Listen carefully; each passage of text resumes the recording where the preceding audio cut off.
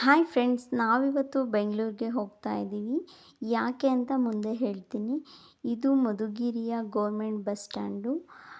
ಬಸ್ಸಿಗೆ ವೆಯ್ಟ್ ಮಾಡ್ತಾ ಇದ್ವಿ. ಬಸ್ಸು ಕೂಡ ಸಿಕ್ತು. ಸೊ ಹೋಗ್ತಾ ಇದ್ದೀವಿ.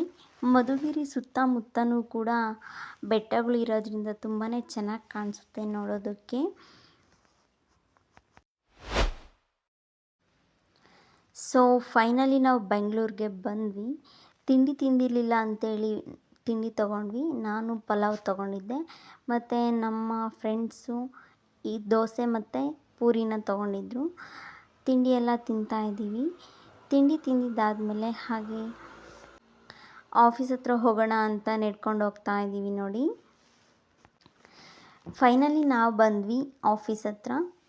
ಇದೇ ನೋಡಿ ನಮ್ಮ ಅಕ್ಷಯ ಬಯೋಟೆಕ್ ಆಫೀಸ್. ಯಾಕಪ್ಪ ಇವತ್ತು ಬಂದಿರೋದು ಅಂತಂದರೆ ನಮಗೆ ಮೀಟಿಂಗ್ ಇತ್ತು, ಹಾಗಾಗಿ ಬಂದಿದ್ವಿ. ಸೊ ಮೀಟಿಂಗೆಲ್ಲ ಮುಗಿಸಿದ್ದು ಆದಮೇಲೆ ಬನ್ನಿ ನಮ್ಮ ಎಮ್ ಡಿ ಸರ್ ಅವರ ರೂಮ್ ತೋರಿಸ್ತೀನಿ. ಇದೇ ನೋಡಿ ಅವರ ರೂಮ್. ಹೇಗಿದೆ ಅಂತ ಕಮೆಂಟ್ ಮಾಡಿ. ಸೊ ಮೀಟಿಂಗೆಲ್ಲ ಮುಗಿಸ್ಕೊಂಡಿದ್ದು ಆದಮೇಲೆ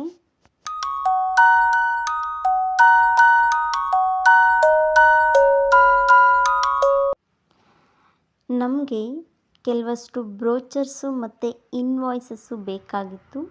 ಹಾಗಾಗಿ ಅದನ್ನು ಕೂಡ ನಾವು ತಗೊಂಡು ಮತ್ತು ವಾಪಸ್ಸು ಊರಿಗೆ ಹೊರಡ್ತಾ ಇದ್ದೀವಿ ನೋಡಿ.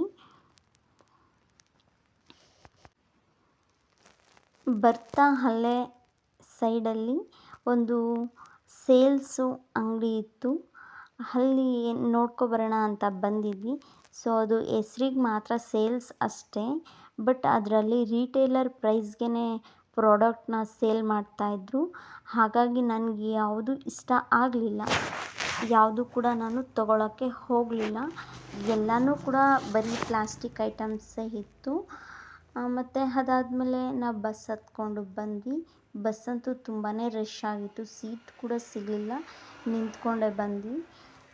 ಫೈನಲಿ ನಾವು ಮತ್ತೆ ವಾಪಸ್ ಬಂದ್ವಿ ಮಧುಗಿರಿ ಬಸ್ ಸ್ಟ್ಯಾಂಡ್ಗೆ. ಸೊ ಇವತ್ತಿನ ವ್ಲಾಗ್ ಇಷ್ಟ ಆದರೆ ಪ್ಲೀಸ್ ಒಂದು ಲೈಕ್ ಮಾಡಿ, ಹಾಗೆ ಸಬ್ಸ್ಕ್ರೈಬ್ ಮಾಡ್ಕೊಳ್ಳಿ.